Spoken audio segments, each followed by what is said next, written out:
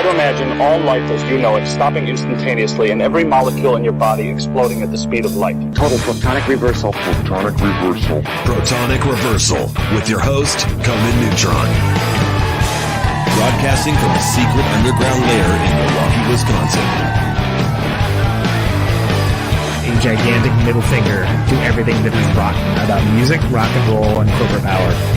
The thing is, though, if you don't laugh, you're going to go on a killing spree with sharpened nails. Confidence of a hero or a fool. I wasn't exactly certain which. Could not be more professional. It's only one I choose to devote my life to. That's okay. It means something. It means something. And they got away. You know, that's my take. What's yours? Protonic Reversal. That's like a science thing, right?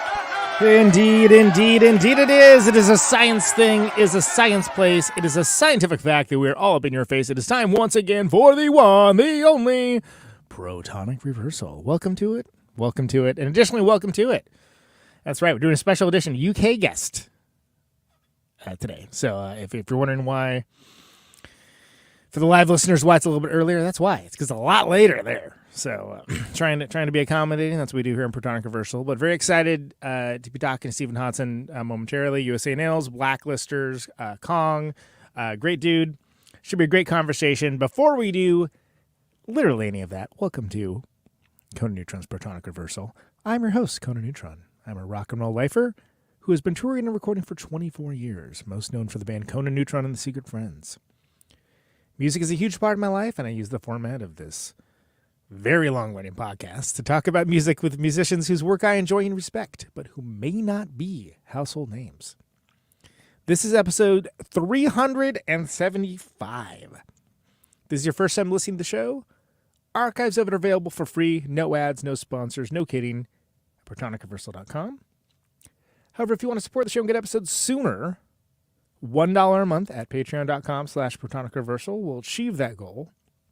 If you like the show or even just a single episode, please feel free to like, subscribe on your platform of choice, share it around the internet, even leave a review. All that helps people discover the show. It beats back the almighty algorithmic overlords, and it's just a darn nice thing to do. So there you go. Without any further ado, because it's pretty late for him where he's at, let's get Stephen Hodson on. Steve, how you doing, man? I'm good. It's not that late. It's 10:15. It's you got an old soul like me. It's late, you know. But it's not late if there's a show going on, sure. But But I mean, even if it's like a gig night, about this time of the gig night, I'm usually like, oh yeah, could do we having like a herbal tea and getting my head down now. yeah, exactly. Sure, absolutely. New USA Nails record. Yeah, coming out pretty. And let's see. So who are you label mates with now? Crass, Bjork. What was it? I'm trying to think of the shaman. The shaman of a big one for me. Yeah, there you go. First album I bought, I think, Boss Drum by the Shaman when I was like 8.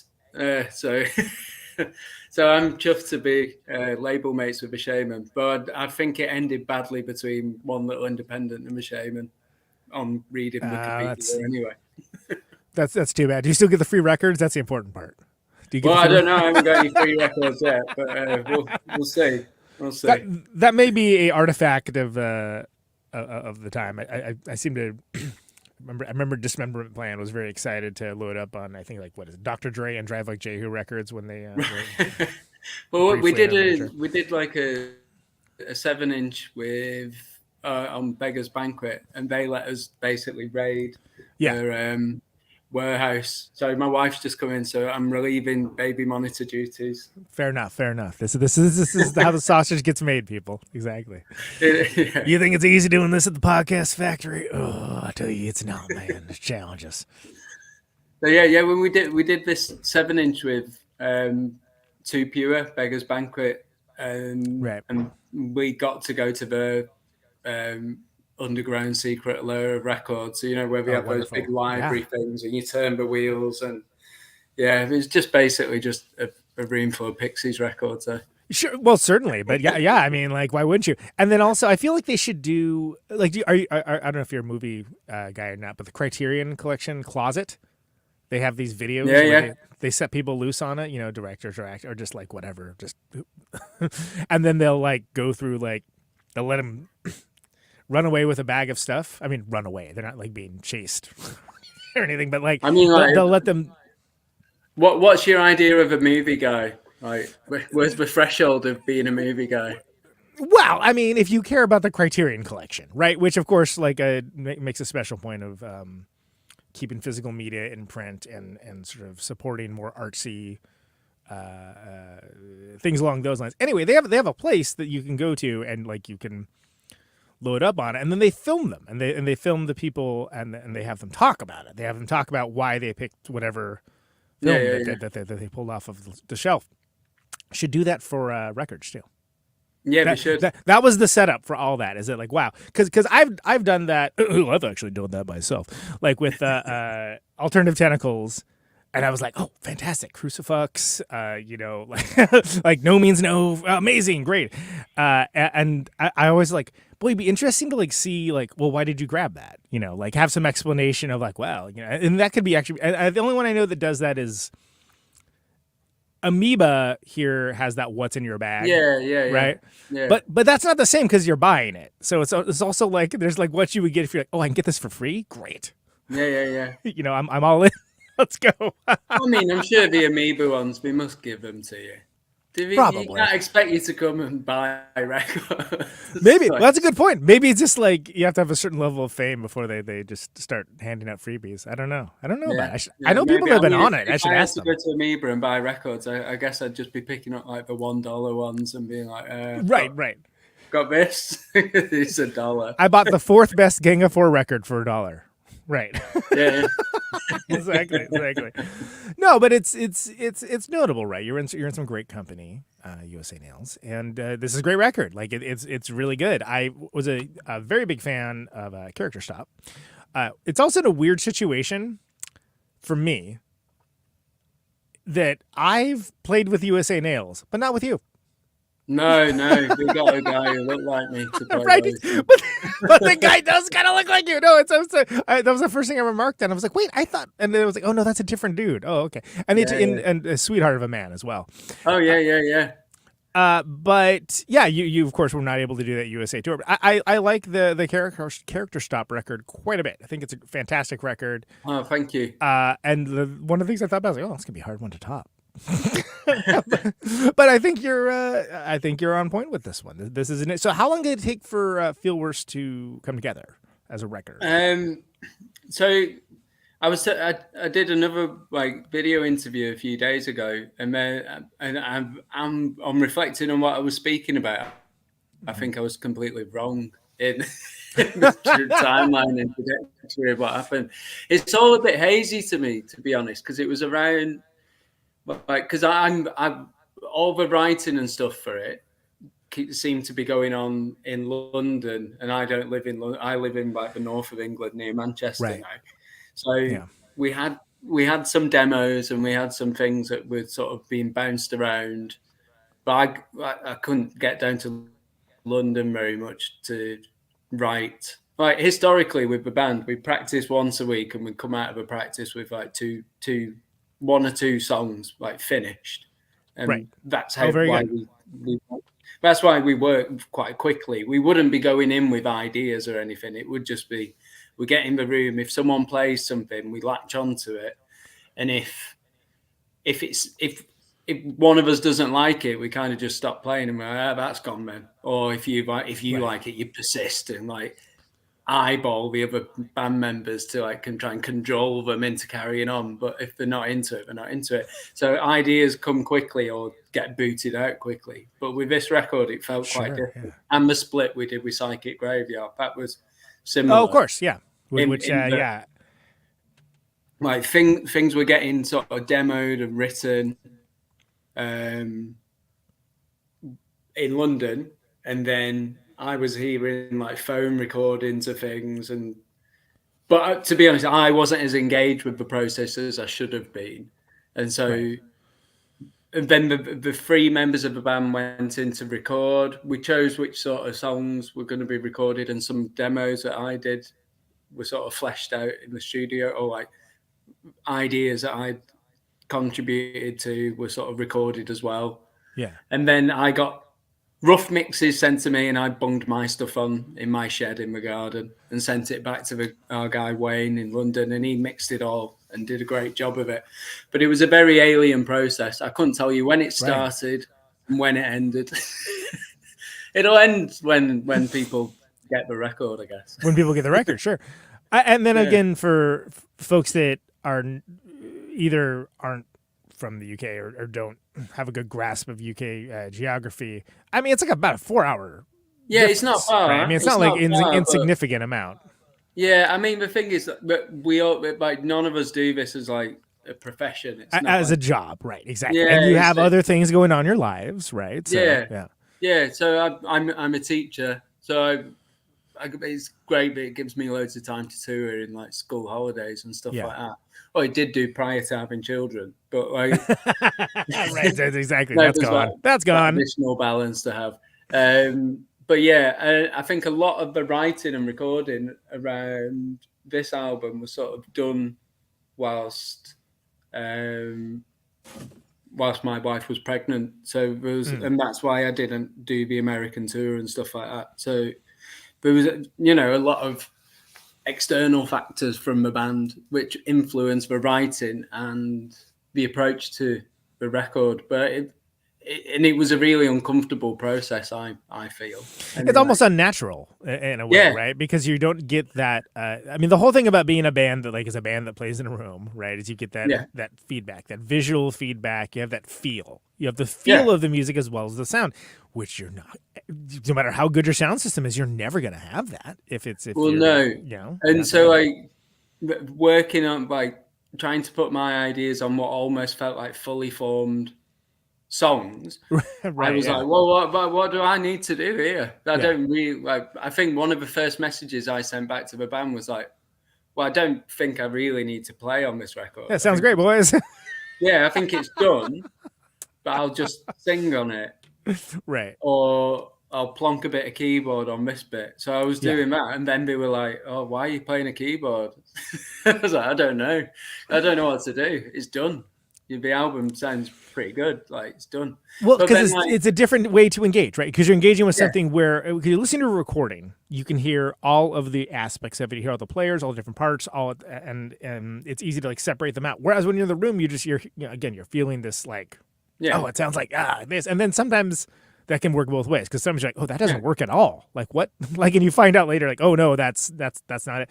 But there's things that you come up with that it's a reaction to what's happening that feels right in the moment of playing. But if you're thinking about it like playing to a recording, it's like, what are we doing here? Karaoke? What's happening? Yeah. So there was a couple of songs where I was just like, I don't know what to do here. Yeah. There's definitely one song where I just deleted the bass and guitar that Dan and Gareth had done them and just redid them, because I don't know what to do with that. Right. So I just redid the song and sent it back and going, yeah, sorry, I changed your bits as well. But I didn't get the initial input, and I'm used to being the person in the room with the initial input. So it was a weird balance to come to, but I think now we've had a go at doing it like that, and we've all heard our grievances about how it was a weird process to each other. I think we understand it a bit better now, and if we were going to do it again, it would probably make more sense next time around. Yeah, it's always easier for something like that to do it, and next time. Oh, we'll do it better next time. Yeah. Well, but it is interesting too, because whatever. It's not like you're unfamiliar with the drummer, but it is a slightly different lineup too. So there's that as well. And no matter how great the player, it's always going to be a little bit different. Yeah. And that could run both ways, right? It's some things may be easier, some things could be harder. In this case, I would imagine they'd be easier, but again, without that immediate response of being in the room, it seems like it would be challenging and almost impossible if you weren't a band that already was established. You already knew everything, right?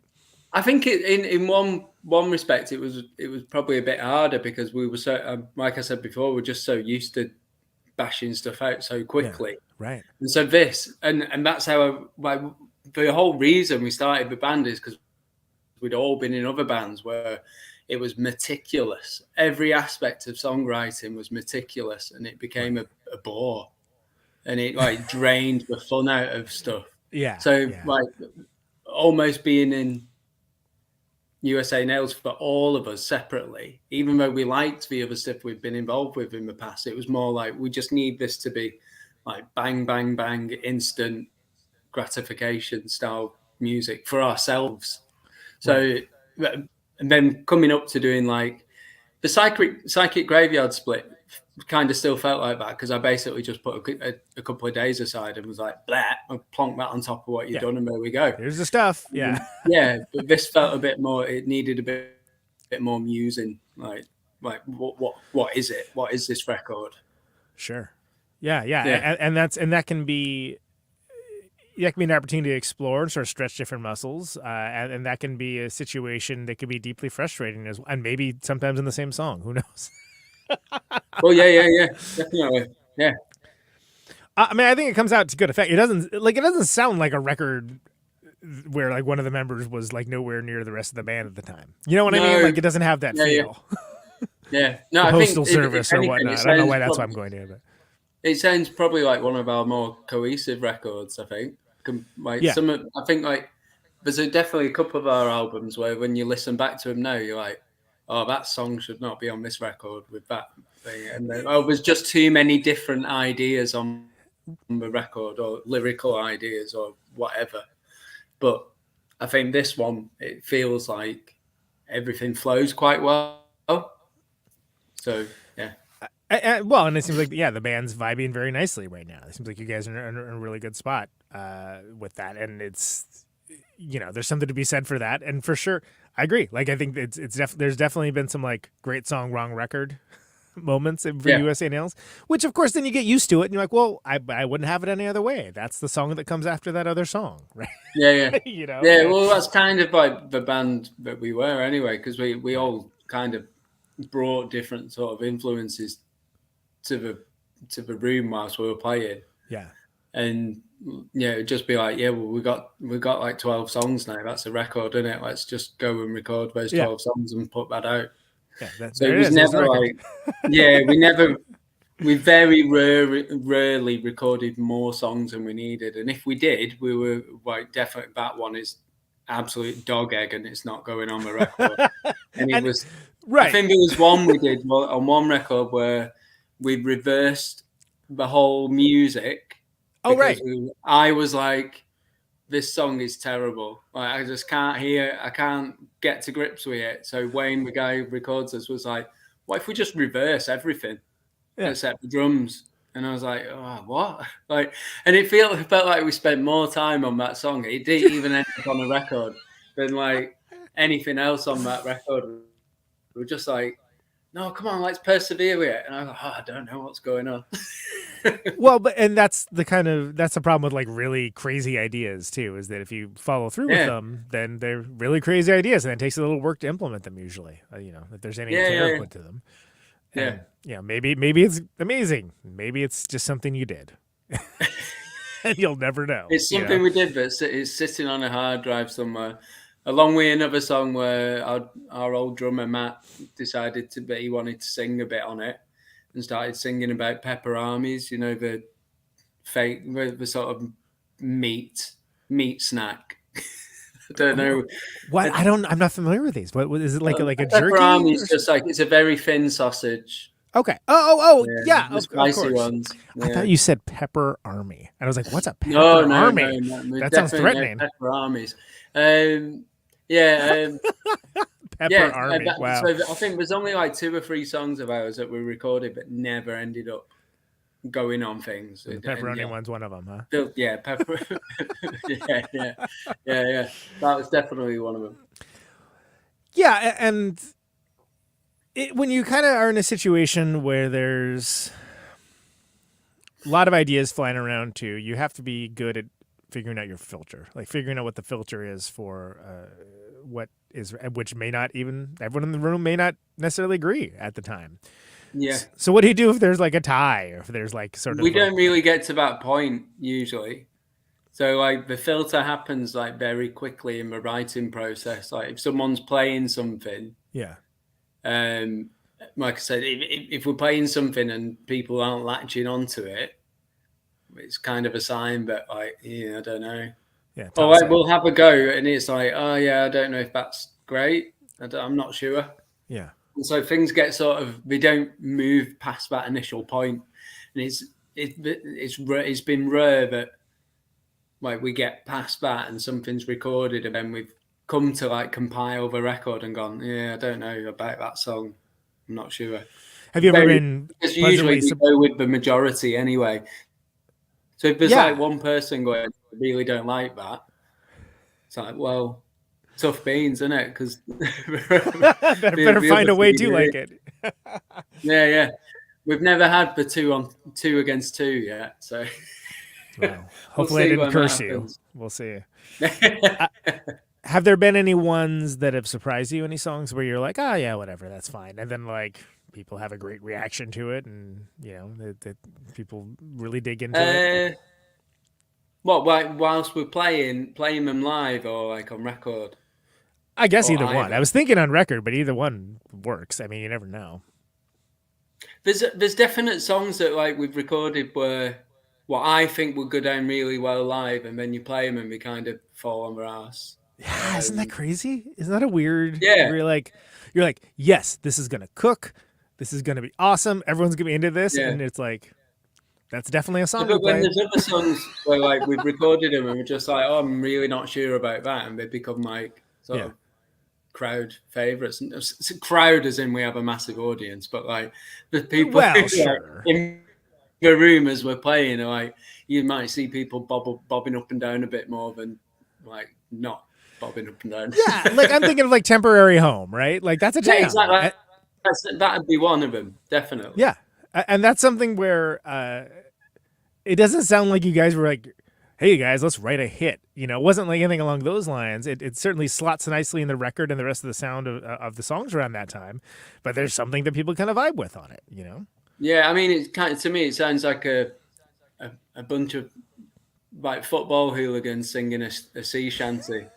So that's what your bandmates said, and I was like, yeah, that's not how it comes off. It was like that was it's a strange song. I don't know, but I kind of like it. And that's coming from someone in a country where football hooligans may as well be hobbits. You know what I mean? It's like not like something that we have to deal with on a regular basis. But no, it is anthemic though, right? And there is something about noisy, crazy, whatever you want to call it, music that like sometimes there's almost like a suspicion towards songs like that, because it's such a fraught and lazy thing, especially bands that like try to write songs like that, and you're like, oh Christ, doesn't sound like those guys, does it? Yeah, I mean, I think it started sounding different when we were in the studio, when like we started adding loads of like little percussion bits to it and stuff. Like Tom was like, oh, I can hear something else, and then Wayne Adams was like, yeah, I think I can hear like some like a cowbell or something over the top there. Yeah. And then it was like, oh no, it's sort of taking on a strange life, but I'm not too sure about. Right. But it works, so it's fine, isn't it? Yeah, I mean, you don't argue with the results. And also there's also the thing to remember is there's the way that you view it, or the people in the band view it, and the way that the listeners or the audience is, which are not necessarily even the same things at all. No, definitely not. And it's like, I mean, there's plenty of examples. I've had songs that I'm like, oh, that's a shameless unwound ripoff, and be like, oh yeah, it sounds like Queens of the Stone Age. I'm like, okay, sure. I mean, whatever. Like, I like that band too. That wasn't at all what I was coming from, but sure.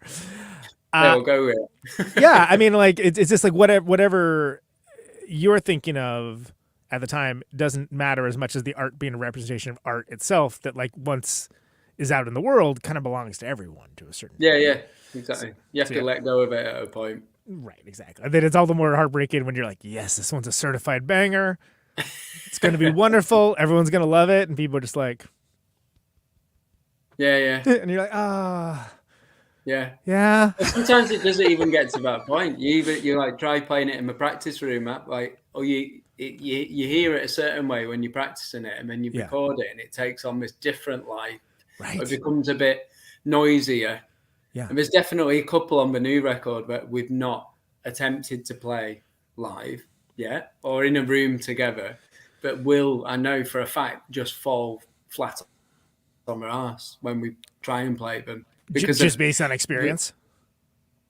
Yeah, I just think like the complexity of the drum, like very busy drum beats sometimes with people just going over the top of them. You can like spend ages mixing it in a room. So it's like, oh, that sounds great. But then you go to play like in Brighton at a venue and the sound guy's never heard you before, and like it's just going to sound bobbins, isn't it? It's not. They're not going to get the nuance of like. Yeah. Well, yeah, and it's I think it requires a certain degree of self-awareness. Yeah. To realize that for sure. But then also, I mean, when you guys got a pretty deep catalog, right? And there's older songs that are good to play too, so you don't have to play every one of them. Yeah. Go listen to the record. Yeah. We don't have to play everything. We're coming to that sort of that reality now, and we've just been like messaging each other this week about like the set for the gigs coming up. Yeah. And like we're not going to have a chance to practice before the gigs coming up, so it's like lovely. Yeah. There's like we're playing 4 songs off the new record because it's not out yet anyway, so it's pointless playing any more of them. Right, but you so also 4 off that, and then fan favorites. Yeah, exactly. I think I once there was a Katy Perry set list that was going around that had like asterisks next to some songs, and then there was a notation on the bottom that said fan favorite. So that became a running gag with me and a friend of mine, where it was like, oh yeah, what are you playing? Oh yeah, Seasons of the Abyss, fan favorite, and then... fan favorite. Yeah. Just a reminder, she's coming up to us. Yeah, right. Is that just so you know, it's a fan favorite. Yeah, like so. I would make special note when I play New York City to make an asterisk and write fan favorite on the bottom of the set list. It was literally a joke for one person, but I got him every time. So just arbitrarily picking a song. Obviously, there are no fan favorites, but So these songs, I mean, you're going to be playing them a lot, right? But then this is also the reality of the way that you're having to create this record is that there has to be a debut of a song live. Right, you got to play it for the first time sometime, and that's going to be what it's going to be. So you're doing 4 new ones, you said, on these ones coming up.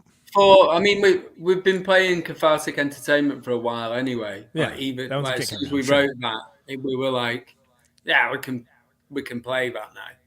So we were like playing that in sets anyway, like last year. Like prior to the American tour, we were playing that.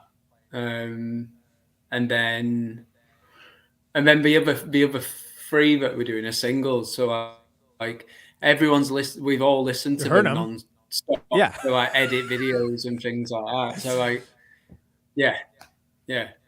Oh man! So if you're doing a video for it, they're all achievable songs to play. They're not.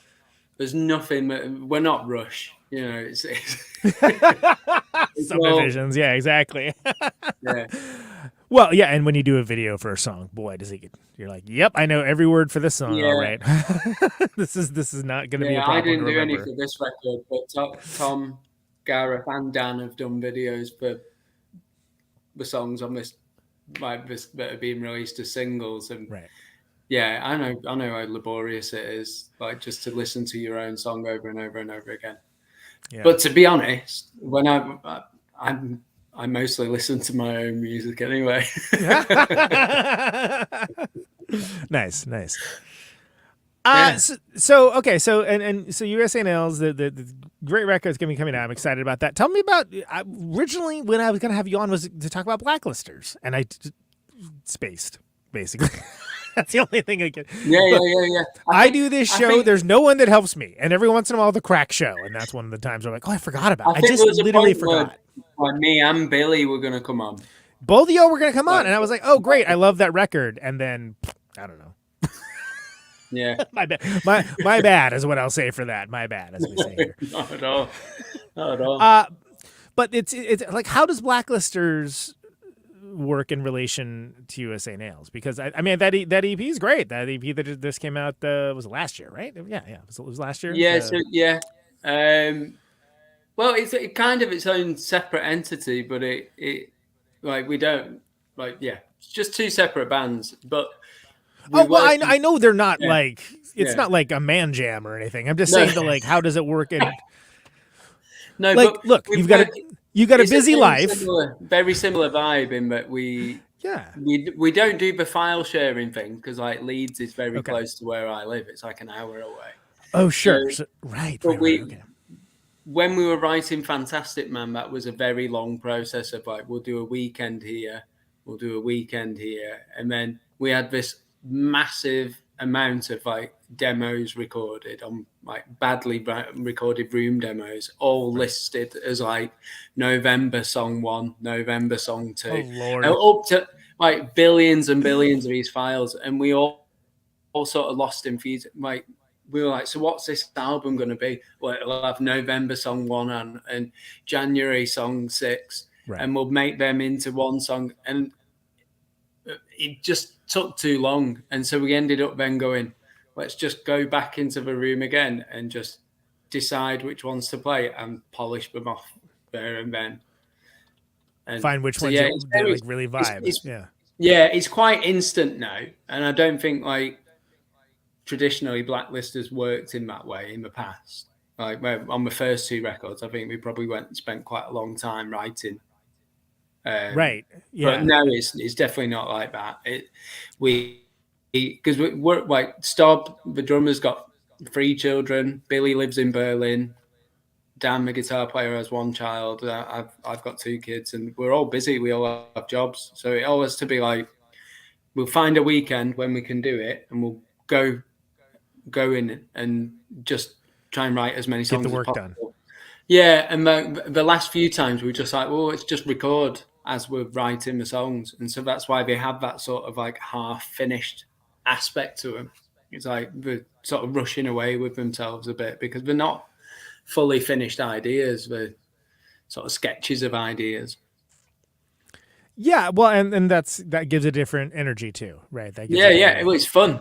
It makes it instant. It was both EPs were like really fun things to do because it was great to just get in a room and not have in your mind like, oh, it needs to be anything. It's not going to be a record, and it's not going to be an EP or anything. We're just going to write some songs, and then we're going to go for some beers and eat a curry, and then sort out the rest of all of that later, right? I mean, that's like you don't. Need well, it's just nice to see. It's just nice to see them and like hang out, and the music's like a side thing to it. Really, it's. Yeah, sure. Yeah, I've known them for quite a while. Like the Blacklisters lot, we were on the same label as Kong, and so like they used to play with Kong quite a bit when I was in Kong. So like we've known each other for ages. So it's just nice to hang out with him and play music.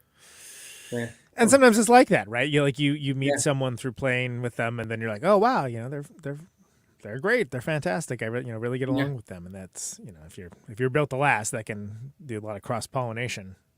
Yeah. Tell me a bit about Kong, because Kong is the one that I mostly know that band by name. Because the first thing I thought of was like, wow, what a great band name. I was like, oh, that's a fantastic. It's one word. It's 4 letters. Amazing. And I was like, yeah, Kong. Hell yeah, Kong. That sounds like that's a ripper band. And then I would listened to. I was like, oh, they better be good. I listened to it. I'm like, oh yeah, it's good. Yeah, we had a few names before that. Our drummer Mark wanted to call us Toilet for quite a while, and we were like, no, not Toilet. And then there was another name, but I can't remember what it was. But it was some sort of colloquial Scottish word. I can't remember, and it just didn't make. He thought it was really funny, because of the way he pronounced it, because he's Scottish, and it was very who you're going to go and watch tonight? And then he'd say this funny word, and then he was just like, that's hilarious, isn't it? And we were like, no, I don't really get it. Yeah, but yeah, that was a bizarre band to be in. Mostly spent lots of time trying to learn bass lines that were recorded and then reversed by that drummer. On and on. But I don't know what it is. All the bands I've been in tend to reverse things at some point in the. Well, when you're running out of creative ideas, I think you just reverse the audio file, don't you? Reverse it. Yeah, just reverse it. Reverse it's easy it, but then you don't try and make the bass player learn the reversed file. Oh, That's no, impossible. of course not. Why would you do that? That's madness. Yeah. Yeah. No, I mean, look, I don't know what the mystery Scottish word was, but I can tell you made the right choice. Me neither. I can't remember. Yeah, obviously, if you can't retain the information, it wasn't good. That's all part of it. Yeah. So what's the timeline for Kong? Like, when was that band operating? About 2010, maybe even a bit before.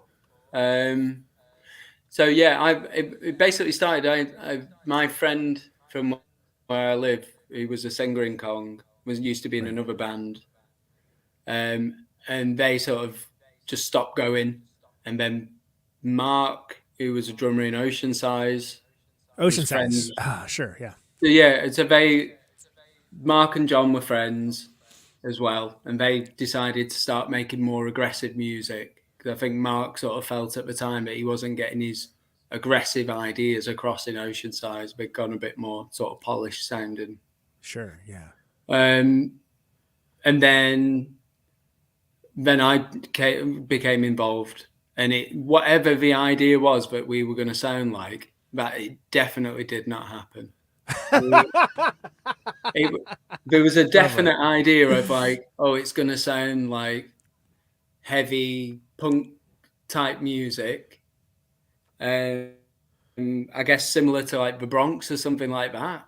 Okay. But yeah, it really did not come across like that, because our drummer was really sort of, well, he's just he's marks up there with those sort of genres, sort of defying drummers. He thinks about everything musically in a very skew way.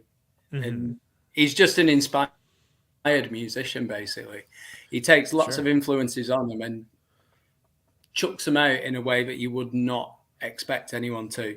He's a big inspiration, like as a musician, I think, because he didn't learn to play the drums until he was about 21. And interesting. He had this mad idea about I've dreamt about. I think he was a helicopter engineer prior to that, and he was just like, well, I'm going to learn how to play the drums and be really good at it. And then he had a dream about how he should set his drum kit up, and it was all like hi-hat straight in the middle, 2 toms back in front, 2 toms down here at the side, snare in the middle, 1 kick drum in the middle with a double pedal. So like whatever you do, you can play like ambidextrously, basically. Oh, interesting. Wow. Yeah, it looks mad to look at. You're like, oh, it looks like an 80s metalers kit or something.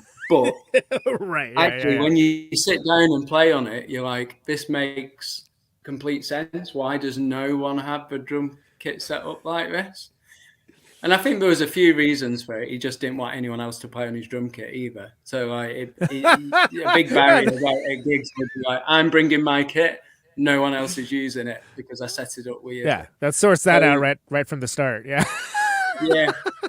But there was whatever you did in that band, you could not be precious about, because it just got changed constantly. Like even to the point of when we'd finished being a band, you'd still get messages off Mark talking about like the first song you've written, saying like, oh, next time we practice, I've got a new idea for that song. And you're like, that song was recorded and is out on an album and we've been playing it. So like, that's done. You need to shelve that idea that we can keep working on it. It's like, yeah, but if we get back together one day, we'll change it. We'll play it how we originally did it in the first time we demoed it, which was a bit different. It went jugga jugga boom boom ping ping ping. pam instead of ping ping pang pang pang, and he'd remember like that level of detail. That Whereas level of I'd be detail. like, I'm just Yeah. going. So Well, and I'm meanwhile, still gonna go, yeah, your part probably doesn't need to change at all. But like he's talking about a ship that not only left the dock, it like sailed around, the tip of South America and back, and then it's like, and all then right, the boat sank. So, like, got stuck in the Suez Canal. Yeah, exactly. yeah. That's funny though. Well, that's a deep thoughtfulness towards towards music. Yeah, thing, yeah. You know, nothing wrong with that. But yeah, it was a fun ride, Kong, because we it seemed to happen at a time when like noisy music was fun as well. So there was a lot of bands that we played with, like we played with That Fucking Tank a load of times, and they're amazing. I think we didn't tour, but we played with Marnie Stern like a handful of times in the UK, and that was great. And Zach Hill was drumming for us. That was really fun. She's awesome. Marnie and like loads of bands just seem to be like coming. Parts and Labour as well. We played in Manchester with those, and they were fantastic. Yeah, I had Marnie on the show not that long with. ago, and it was she's inspiring. She's an inspiring player and a great person. And Zach, exactly. Like lots of the bands we were playing with at the time, like they seemed like they were approaching their instruments differently. It wasn't like here's a riff. It was like, look at this bonkers stuff that I'm doing. Well, I mean, like Zach Hill, right? That's a perfect example so because like got fitted in with that in a way, though. Like I wasn't doing any bonkers stuff. I was just having a great time, wandering around in my underwear. But that was fun. Yeah. Whereas like it was just a fun band to be in, but it was a bit excessive. We drank way too much, and it was hard to keep up with. It catches up with you eventually, right? Well, yeah. It was hard. Maybe it doesn't. I don't know. Fun, maybe I'm the only one that has that problem. Anyway, moving on. So. Well, and around that time, right? You filled in for the bass on Future of the Left for a while, right? Yeah, like Kong and Future of the Left used to play together loads as well, because I think it was around the time Future of the Left first started as a free, not like with the additional members when we had like another lineup at first, but when it was the sort of classic lineup of Falco, Kelson, Jack, they like Oceanside and McCluskey toured America together like years ago, and so Mark and Falco and Jack knew each other really well. Jack's like one of the biggest Oceanside fans and would spend time writing the drum notation out and like what a Jack thing to do. yeah. So talking to Mark about the intricacies of his drum beats and things like that. Yeah, which is really great. So like when they started the band, it was around the time that we were starting. Or like I'd played a couple of gigs, or maybe we hadn't. But like we played a few gigs together, like in Manchester, and I think then we went to Cardiff to play. So like we were just pals, and so when Future of the Left were playing, and we played with him a bunch of times. I think at one gig, Falco was just like, "So yeah, Jack, Kelson's leaving the band," and I was just had too many drinks, and I was like. I can do it. I'll do it. Sure. Got a bit of a gap. Like, I can do it for a bit if you want. And he's like, I laughed it off a bit, and then got a message to say, "Oh, if you fancy doing it for a bit, that's fine." And he's like, "All right, yeah, that's cool." And it was really fun because we played some McCluskey songs as well, and I was like a massive McCluskey fan. Yeah, I remember when those started sneaking in. Yeah. Yeah. So it was really something to do. Was that like Bottom of the Hill? Did you play San Francisco with McCluskey at like Bottom of the Hill? Am I remembering the right tour? With Oceanside? Yeah, because I was at that show. I think if it's the one I'm thinking of. I wasn't in the band. I wasn't in Oceanside when they toured America. So we only toured America once. It was prior to me joining. So I saw Oceansize, but not with you, and I played with USA Nails, but not with you. Got it. Well, exactly. Yeah. I'm never there for any of the bands. Right, yeah, exactly.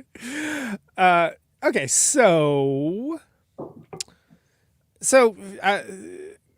is there kind of a straight line then from Kong to USA Nails and joining Blacklisters, or were there other things in between? I've played in I've constantly been in bands, but it's always been like some bands started them and stopped very quickly. Right. But the main one, like for this chunk of time, it was like I was in Kong, and then that shit. And it's always like you're in a band with someone, and then something happens whilst you're there, and then you end up jumping into another band or joining multiple bands. So I was in Kong, and then the Oceansize bass player left. So I was like, well, I can do that. Right. And then auditioned to do that for a bit. And then whilst that was happening, the Future of the Left thing came up. So I was like, oh, I can do that. Yeah. I did that for a bit. Right. And then actually, like when Oceansize split up, it was around the time Kong sort of stopped as well. Maybe Kong carried on a bit longer, but not very much. Then I was like, well, I don't know what I'm doing, like at all, like life-wise. Like job's done, because Oceansize was like a job as well as like, you know, a lovely way of spending your time. I was like, oh, I don't know what to do. So I moved to London, and that's where Nails started. But that was because I joined the band. I think they'd had a handful of practices first. They'd already kind of been starting yeah, off. But they were looking for someone to sing. But my friend Matt was the drummer. Right. He used to be in a band called Chicken Hawk, who changed their name to Hawkeyes. And they were on Brew, Kong were on the same label as. Right. And so it was like, well, you're looking for someone to be in a band. I need to be in a band because that's what I do, isn't it? So can I be in your band? And he was like, yeah, but we just need a singer. We've got 2 guitar players. We've got a bass player. And I was like, oh God, I don't know how to do that, but I'll give that a go. Sure. And then one of the guitar players, Stu, left because he was in another band as well. Yeah. And then it was like, I can pick a guitar up now. I don't feel as awkward.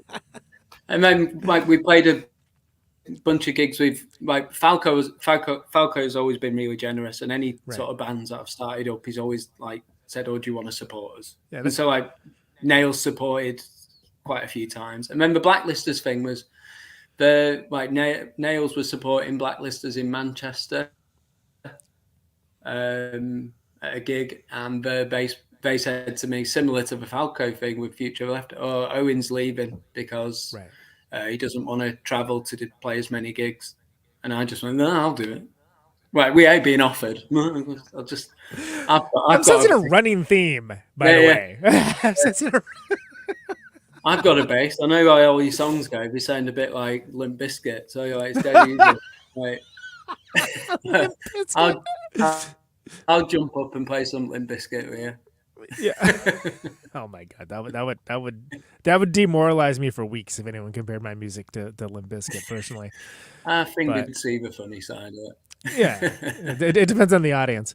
So what year is that? Like what era of for Blacklisters is that? That was just after Adult had come out. So I think they'd like done like not many gigs around it.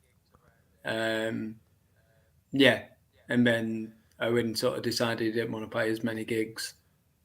Right.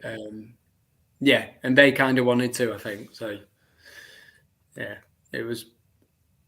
Come on, let's not stop you. Yeah, I'll help. Yeah, absolutely. No, and plus, I've always been a massive fan of them. Like I said before, great band. They were one of the bands that like Kong played with, and it was just like overall really nice people. Yeah, and like the music's fun.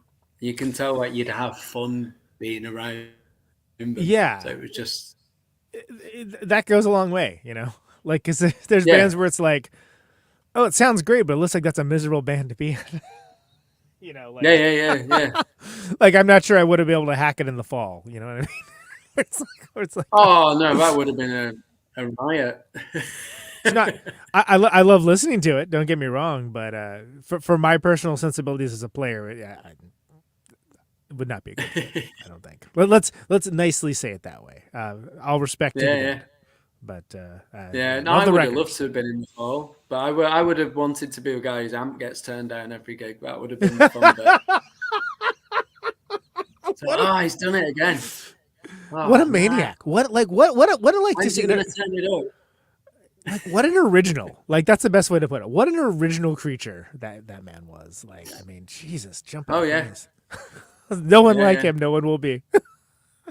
Yeah, no, equal measures of brilliant and terrible at the same time. Right. Sometimes in the same moment. Yeah, I mean, who knows, right?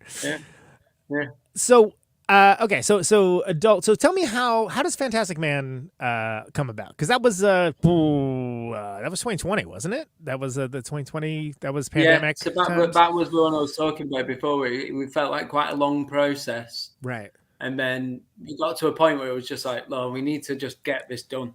So like these are the songs we're going to focus on. Let's get a weekend or a couple of weekends in the diary and just make the songs simpler so we can remember them for one. Yeah. And right. No rush and parts. then go and record them.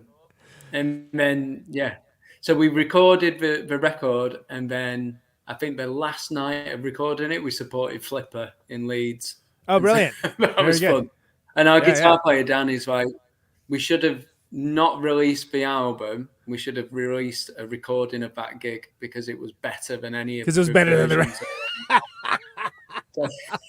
So isn't that always the way, right? Like Dan's a big thinker though. He whenever you like come into that point of writing, he's like, I've done it. I've come up with the idea for the album, and he'll send you like a note, like an iPhone note, not a voice note. It's more like, the written out notes. And it's just like song one, a grand opening.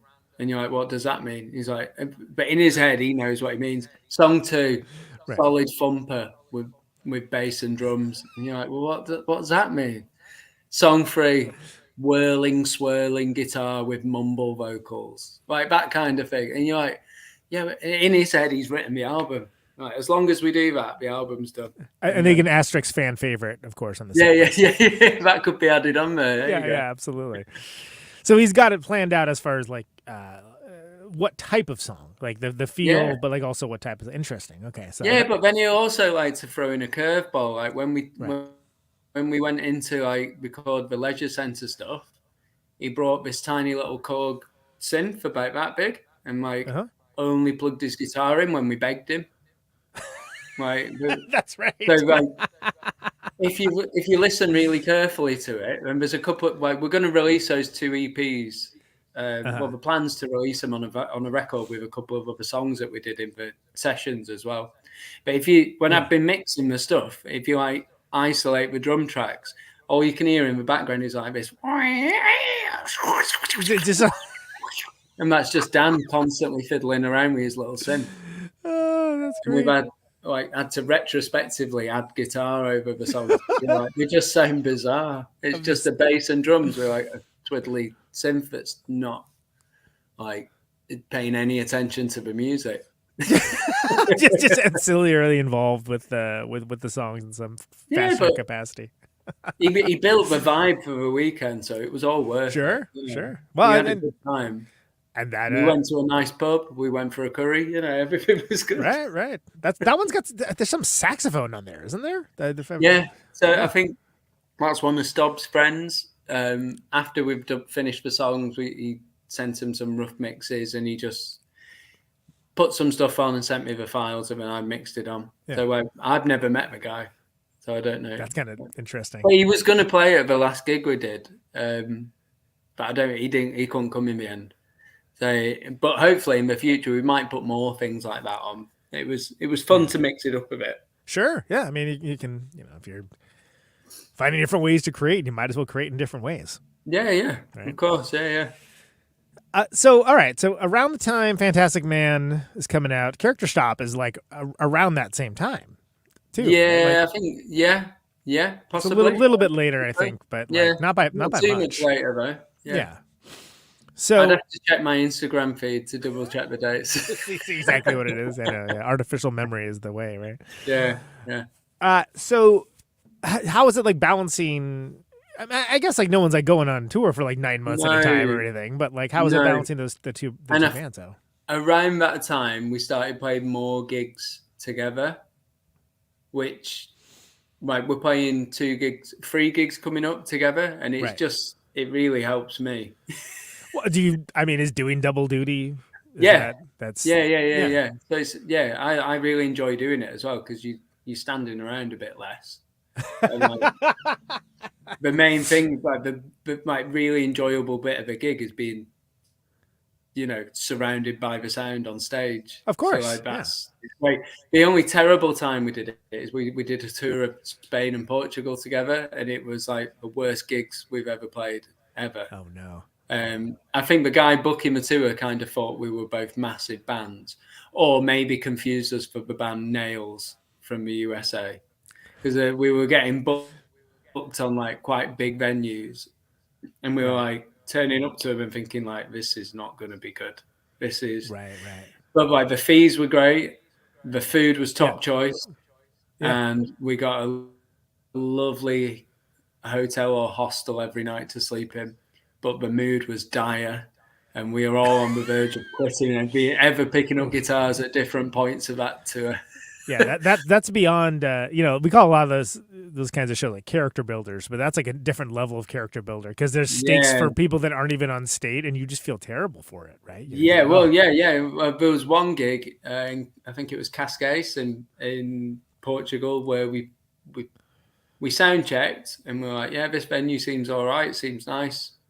And then they locked the doors. And so we played the gig. No one came in except the local support band who were there. And then as soon as the night finished, they opened the doors and loads of people came in. And we loaded out. It seemed really bizarre and strange. But maybe that's how gigs happen in that town. I don't know. Maybe they happen in isolation. I don't know. But we don't want to compromise the integrity of the music. Yeah. He was really happy. He was filming us while we played and was like, it's great. It's brilliant. It's good for him. Yeah. No one here. What's did you get an explanation as to why? Like, that seems insane to me. Like, that's. But no, we just drove off and went to the hostel and had a nice sleep. And then drove to the next place to be disappointed. But like not every tour is like that, is it? Right, sure. You're gonna have these ones because, like you're saying before, the character building in a way. Yeah. And they make you go, oh God, like remember that tour? That was dire, wasn't it? Yeah, and those are the ones you remember, right? Wow. Like when you're like sitting around, remember that one time that the audience was like locked out, and then they got let in after the show. Those are the weird things that like stick. You don't remember the bangers, right? You don't remember when it's like, oh, everything was great, we were paid well, we played well, great, nobody cares. Yeah. Well, there was one night on that tour as well where we played to a very enthusiastic audience, like for both bands. In like the sort of youth club type venue. Yeah. And we literally, it was quite good. Like they were all really nice. It wasn't a massive turnout, but everybody who was there was like quite into it. And then like we basically, because all the other gigs have been like pretty dire on the tour. Yeah. Like Billy was like, these are my people. Like Billy, the singer in Blacklisters, these are my people. I'm staying here. I'm never leaving this town. And we had, like, he was half joking, but like they were loving it. Yeah. And they were like, and like trying to get him to stay and party with him. And we were had to like literally drag him into the van to go. We were like, no, we'll come up, we're going now. It wasn't that good. Yeah, right. Exactly. It was all right, but it wasn't that good. By contrast, it seemed like the best show that ever had been, I'm sure, and never will be topped. And just, go hang out and become a cobbler in this town or whatever. But like, I mean, I can see him doing that, to be honest. I mean, no shade. I'm just saying. I get it. Yeah, what have you got against cobblers? No, it's honest work. Great. I could use one. One of my shoes has a broken heel. You know any good ones? No.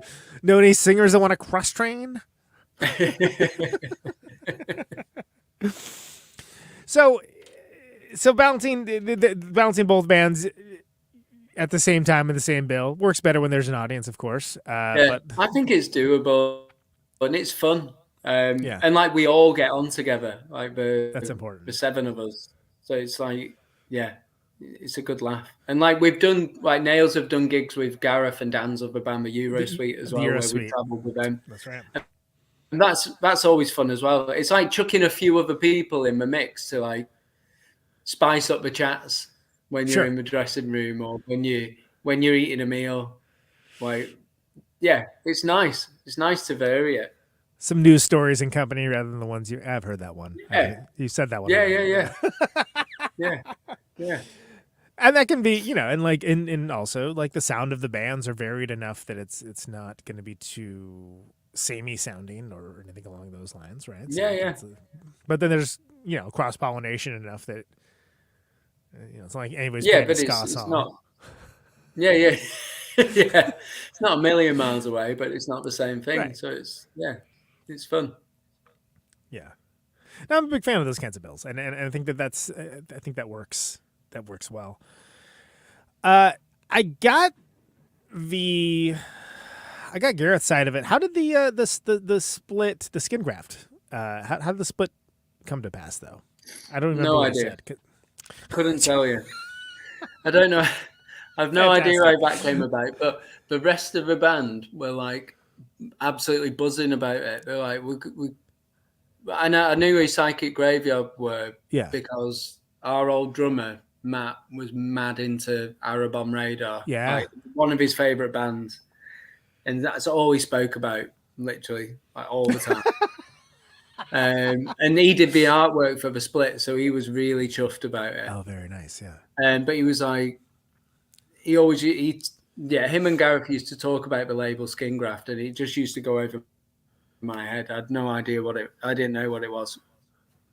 But they were all well chuffed that we were releasing a record on Skin Graft. So I was like, yeah, that's cool. Let's do it. Yeah. And then I had to be like Googling Skin Graft Records. Yeah, what is Skin Graft Records? Yeah. But act like I knew what it was. Oh, yeah. Oh, yes, definitely. That's a really big one, isn't it? But like, after I Googled it and found out, I was well chuffed about it. Yeah. No, I mean, look, I can't even tell you what Gareth and I talked about because it was long ago, meaning last year, and I do a lot of these episodes. But yeah, I mean, like I was on one of those Yahoo groups. It was like an email group.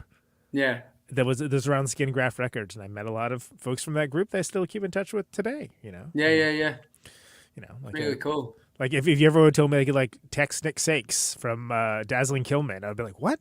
Like, crazy.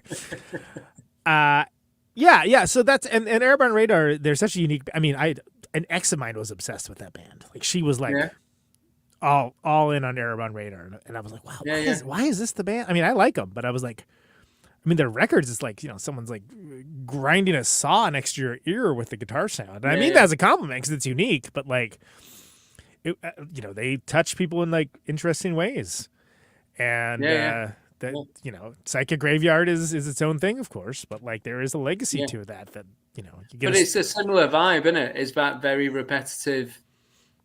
There's a thing happening. There's a repetitive drum beat. There's other things going on over the top that don't necessarily fit the drum beat.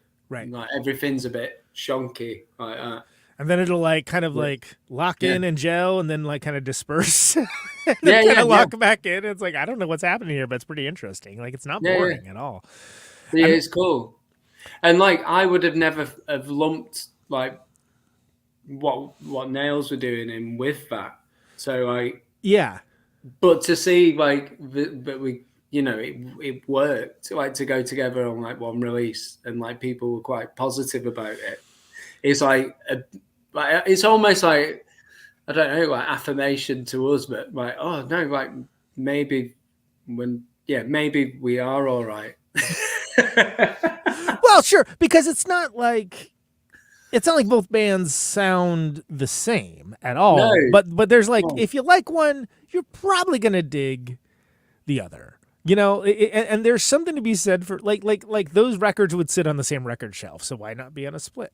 Yeah, I mean, I'd say like maybe if you like us, you'd like Psychic Graveyard, but I think if you like there's some.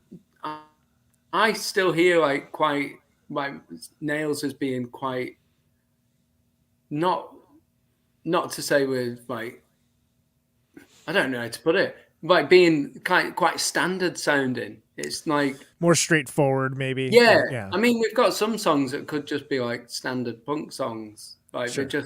they're not. There's not much inventiveness going on in some of them. It's just like there's a quick song. It's 2 minutes long. Yeah. And then other songs are a bit different. But like, I think that amalgamation of stuff kind of works. I think. No, I'm tired. Well, no, that makes sense. That makes sense.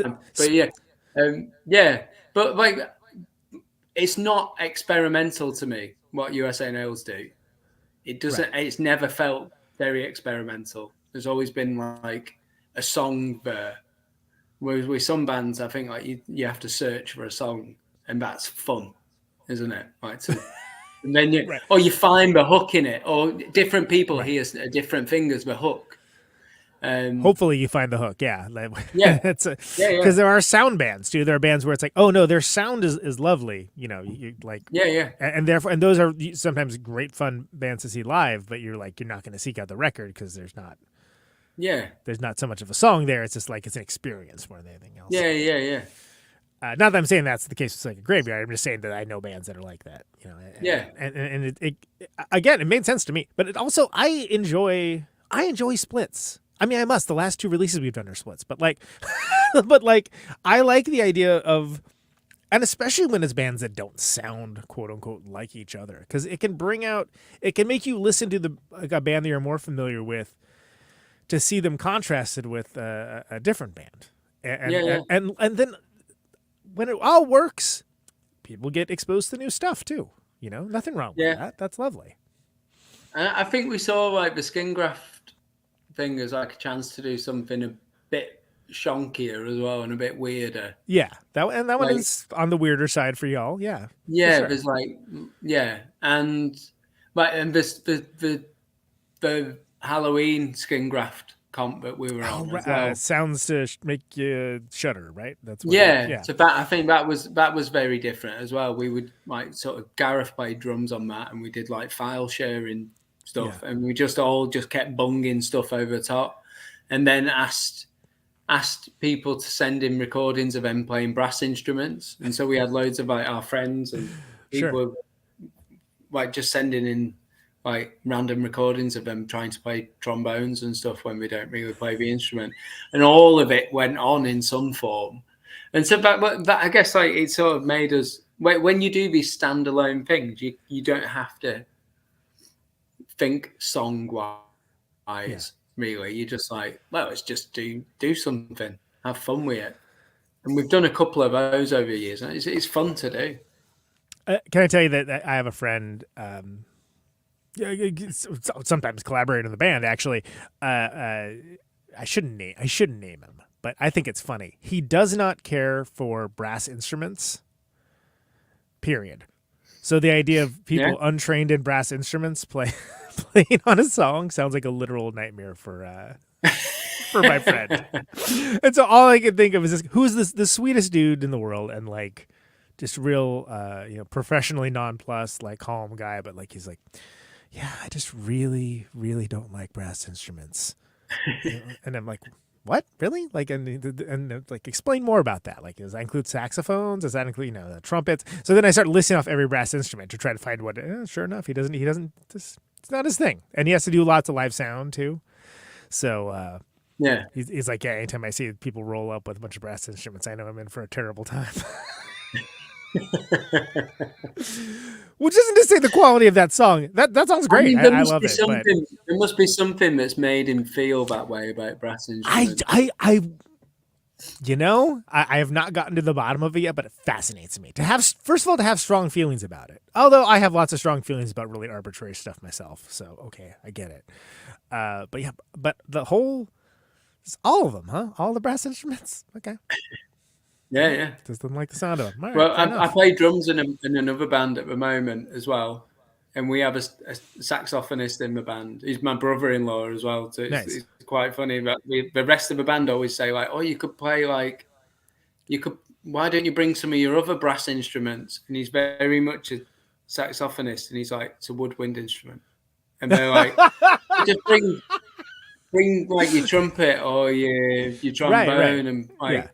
Well, you can like when we're recording, you can harmonize them, make like a Motown type bam bam beat. And it's just like, yeah. Just to go back to your initial thing though, like you said, bring my brass instruments. It's not. It's a woodwind instrument. And we're like, yeah. Whatever it is, just bring more of them. Whatever, bring it. Yeah, just bring all those different ones. Oh, fantastic. It's like a distinction. It's like it means the world to him, right? And everyone else is like we don't care. We don't. Sure, whatever you say. We're not interested in differentiating that. That's fun. That's fun. Yeah, I mean, I can't even think of like another like a relative version for it on like guitar or something. Because like a guitar, like a ukulele, you just do the same thing to play it. Yeah. But like, I don't know. Like, imagine you're so good at this instrument, and someone's telling you to bring something. That's... pedal steel, maybe. Yeah, maybe. Yeah. That is very different. I don't know if you ever tried playing one, but it's like, it's definitely put me right in my place. I'm like, oh, I guess I don't know how to play this. Yeah. My bad. Sorry. Or like Bon Jovi, pipe in the mouth guitar. The talk box. Yeah, that one. Right. Did Peter Frampton? I want you that guy. Show me the yeah, exactly. What a gimmick. Jesus Christ. Remember being like, oh yeah, you're the guy with the thing. And nobody knows what it's called. You do that stuff with that thing and it makes his guitar weird. do the talking. Yeah, that's guy. Me. I let the riffs do the singing. Yeah. Have you heard that guy? Oh, I hate to tell you, but the guy with the guitar that talks, he's left the band. I can do it. You can put yourself up for that. I can do that. Yeah. I've got one of those talking guitar things. I can do it. I can do it. What are they called? Whatever. I got it. I can do it. I'll try that. When's practice? Yeah. Yeah. And you're just sitting there with your mouth doing it. That'd make a comedy sketch. Wow. Yeah. Fantastic. Frampton's out ill today. We need someone to cover for him. I got it, man. I got you. I got it. I can do that talking with my voice. Oh, absurd. I love it. Okay, so we didn't talk about is the so we talked a little bit about Leisure Center. I think that's a great or Leisure, if you will. But the other EP, the Auf dem Tisch, right? Yeah. What's the story with that one? What's the story with that one? Very similar to the Leisure Centre one, but Dan didn't bring his little synthesizer on that, so it all got done quite quickly. Like we had no songs written for it or anything. Right. I think I might have had a bass line that was recorded somewhere, or like they were like, "Oh, you sent this to the group a while ago." Yeah. But it was very much like go into a room and get. The place where Blacklisters practice is a recording studio, so it's easy to just pay the guy who runs it to set like mics up ready and just go. And then you just like, all right. And when we're ready to do a take, we just press record and we have a go. So that's why it all feels like everything's on the edge of falling down on that EP. Yeah, like they're not finished songs by any means, and that's that's basically it. They're just not finished tunes. They're just, as soon as we felt like, we got our heads around that a bit, like, let's do a take. Yeah, that'll do. And some of them are like 2 takes, like cut and just bunged together in a random point because it was like, oh, that one's a bit better than that. But the intro's rubbish on that. So, but it's very crudely done. It's not. And it's still going to be exciting because it's being written at the time, practically, right? Well, it's not like you've played this in the ground. You can't be bored by it. There's not.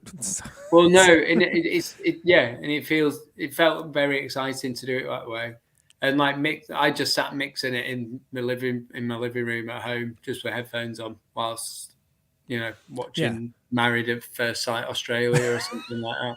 So It's fun. It's just a fun thing to do, like the Blacklisted stuff. Like I said before, it's quite quick. Like Nails have done stuff like that in the past. We did a couple of EPs where we recorded them on like a tape 4-track that I had like live in the room, and then like these standalone little things you do, you can afford for it to be different from what your band normally does, I think, and it's just. It's a fun way of doing it. And then it makes like when you go back to doing an album or like going back to that usual way of working, you take like an element of it with you, but not all of it. Like that freshness of like, actually, do you remember when we did that EP, we didn't really give too much of a hoot about that, did we, when we were writing the song? We just went with the instincts and just went with it. And it was quick. So let's do that again. Instead of overthinking everything and second guessing and such. Yeah, sure. Yeah, it's a good way of just like, it's like a palate cleanser in a way. You've finished doing a record, you've played a few gigs, then you need a sip of lime water or whatever before you before your boona turns up. Yeah, exactly. If you're doing like a wine tasting or whatever, yeah, certainly, yeah. No, it makes sense to me. Yeah. Well, all right, Steven. So why don't we do this since Feel Worse, at the time of this recording, not out yet, but I've been doing this, hopefully you're into it, a lot with newer releases. Is just kind of go through each of the songs and tell me something about them. I'll just have to get my copy of it so I can... I'll put it on the screen. But unless you do it for your own purposes, just because I have the ability to do so. Here's the bad boy. Oh, there you got the actual. I got the actual one. White one. Look at that. Look at you. Ooh, nice. Great photos by Gareth on the sleeve. Nice. Good one. Yeah. So let's just go through each of the songs. It doesn't have to be like a essay length response for each one, but you know, whatever thoughts you have, be it the title, the recording process, the song itself, banal minutia. Whatever's clever. You've heard the show. Cathartic Entertainment. So it's that tune came together quite quickly, like writing wise. It's lyrically, it's about those weird TV shows where I think in America do you have Dr. Pimple Popper? Okay. Yeah, I do. Do you have one called Embarrassing Bodies? We might. I do. No. Well, there's definitely the Dr. Pimple Popper. Similar to like, there's one in the UK, but it used to come on. I don't think it does anymore, but it's kind of like Dr. Pimple Popper, but it's really bizarre. There's like, you'll get a mixture of people going on, like someone with a bad back, and then the next person comes on, he's like obesely overweight, and they've got like a growth in like a crease of the skin. Oh, wow. But they've gone on like national TV for a doctor to look at it.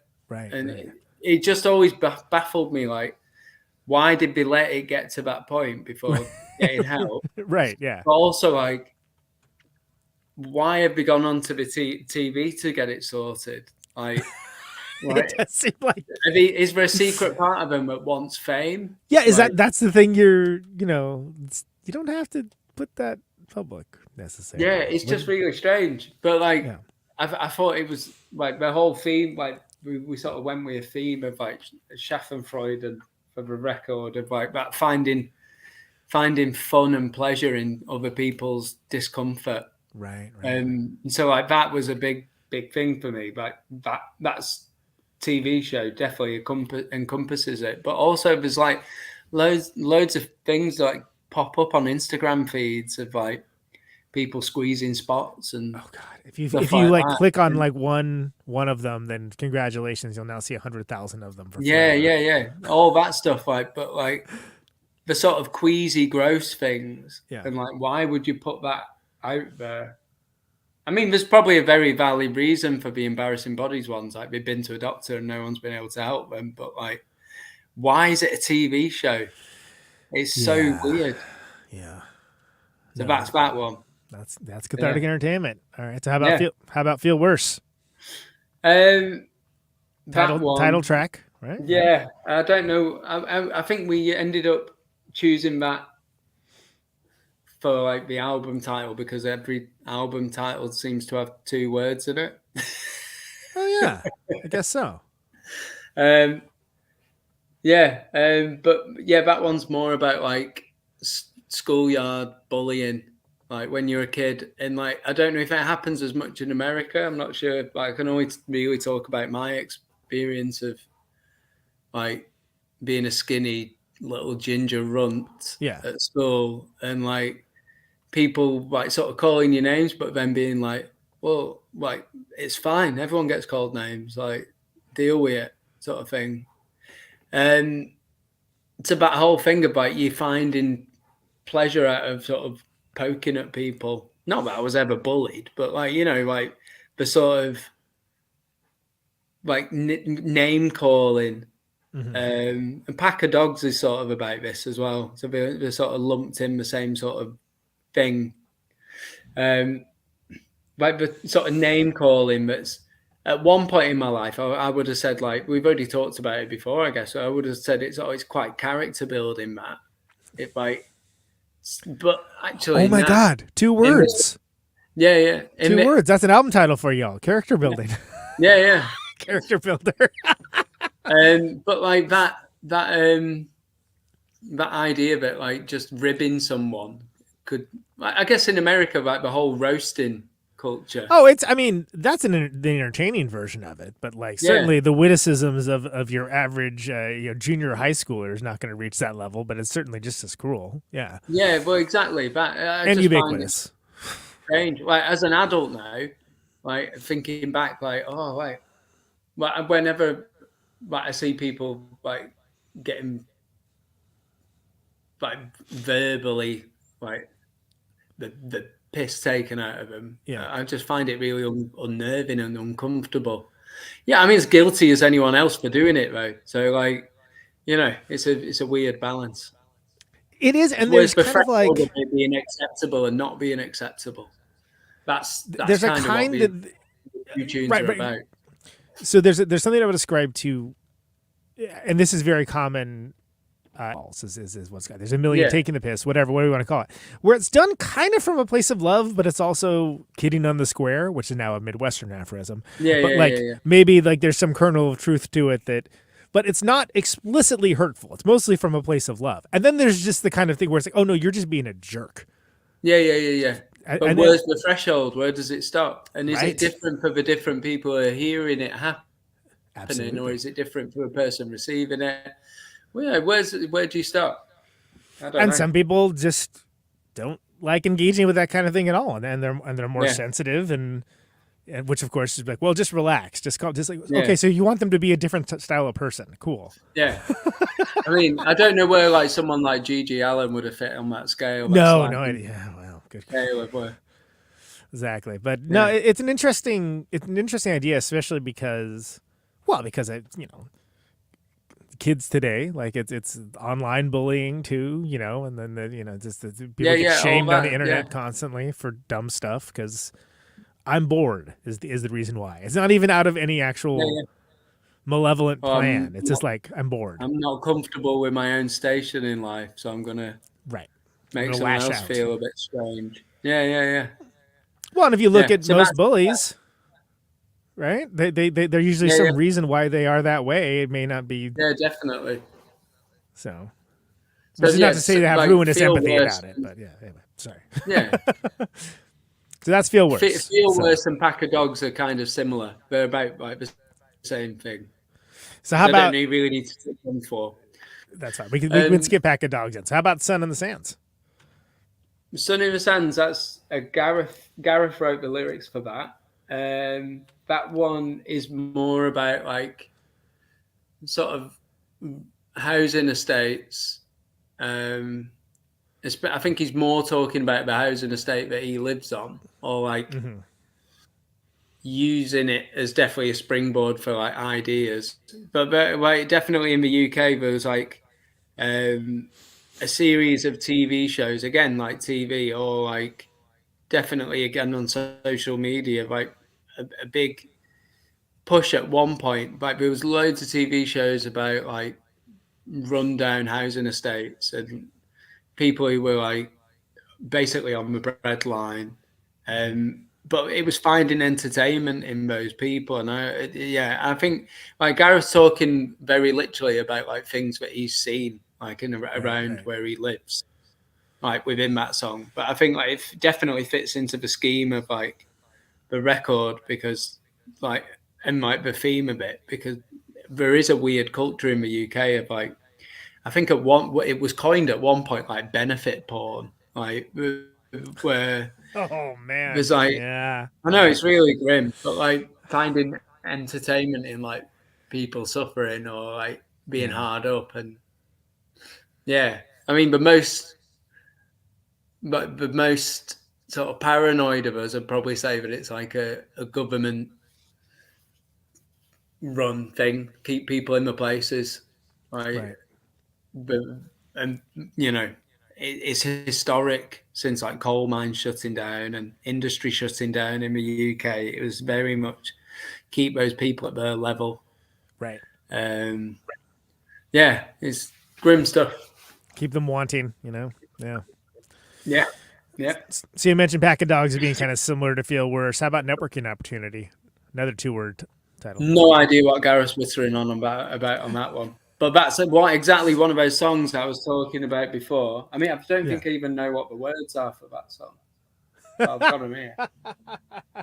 You could give a live interpretation of them. Yeah, I mean, like it looks like a list, very much in the way, We Didn't Start the Fires, like a list of stuff. It's a list of stuff. And he'll have a definite meaning for this list of stuff, but the font is really small. And I can't read it properly now. But yeah, it's very much... Probably the first Billy Joel reference in relation to USA Nails that I've heard. What's that, sorry? I said probably the first Billy Joel reference I've heard in relation to USA Nails, but I appreciate the reference because as far as list making goes, it's We Didn't Start the Fire and Into the World as We Know It by R.A.M. are the two shining cities of list making. Yeah, well, that song is our We Didn't Start the Fire. Step Right Up by Tom Waits, I suppose. Yeah, why not? Yeah, but that's one of those songs that I think we can never play live unless we pay a fortune for a really good sound engineer who gets it. Or we start being one of those bands who has like things on backing tracks because it just wouldn't work. It would just sound like people not being able to play their instruments if it was mixed badly, I think. Right. Have Dan walk over and like push the button on the laptop. Yeah. There it is. There's the song. Like that one's done. And then I mean, like you could go to sleep with mods, but just not even sing as well. Like if you could just have it on the laptop, you might as well just press play and walk off for a bit. Can I tell you, and I usually try to not interject stories like these, but my old band Replicator, we had a song called Frank Lloyd Wrong. It was a play off of Frank Lloyd Wright, of course. And it was just right at the dawn of like laptop music, and we just thought that was really funny. So we're like, well, what if we recorded the song? It's a short one. We're like, well, what if we just played it as a sample and just stood there and like stood and stared at the audience? But then there's this big like drum fill that kind of resolved in the Lynn part, but we'll only play the very last part. And can I tell you, we did it. It was confusing to everyone, but when we played that last part, people were like, wow! Yeah, I bet they loved it. And we were just like, oh, that's a fun dick move. That's a fun, like, dumb thing to do, right? But yeah, I would literally walk over to the laptop and push the button and, like, start playing the song. And we're like, of course, the biggest thing was that the sound person, okay, this has to be up really high, like way higher than you think it should be. It should be like, if you think it's going to be loud enough, put it up way higher. And then... he would come in with the drums, and it as a rock move, a shtick, whatever you want to call it, killed every night. And I was like, this is the dumbest thing. Why is this successful? But anyway, thank you. That's Frank Lloyd Wrong. So you can. I'm going to be pinching that idea. That's great. I kind of forgot about it until we had the laptop discourse, and I was shocked by how well it worked. Let's put it that way. Holiday C. All right, so this was one of the ones that like we'd sort of finished the record, and then Gareth, I think he could tell that I was a bit sort of unsure about my input levels on the album. So he was just like, "Oh, just go and record. Can you add one of those songs that you sort of do yourself on it?" I did a bunch of albums like a few years back under the sort of name of No Fun or Digital Fun, but it was just very much just me prattling around with a 4-track. Just seeing what you can do on your own, right? Yeah, right. Yeah. And so with like that song, I basically just used a drum machine to make the drum beat and then just started piling stuff on top of it, like in Logic. And and the whole song is about, I went on holiday with my wife's family like a few years back, and her stepbrother. I find this really puzzling, but we walked down the beach and we found him stood in like a cave with his wife, and he just, I later found out that he'd weed in the cave, but in his shorts. Right. But we were stood at the sea, and you know when you're at the sea and you go for a swim if you need a wee, and you just do a wee in the sea. What I found really bizarre, but I have no idea what you're talking about, sir. No. Well, he walked into a cave that was next to the sea and weed there. So I think he got the idea wrong. Like, you don't. Right. It's close. But I was that sort of idea of like finding pleasure at other people's discomfort.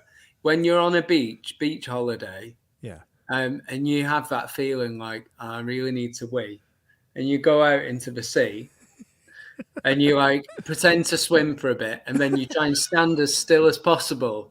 Right. When you're like, and then get away from it immediately. Yeah. Yeah, you're waiting, and sometimes there's a wave, and you're like, oh, and when you feel your urine going back in a bit, and you're like, oh, I can't go now because of that weird wave. Oh, I do anyway.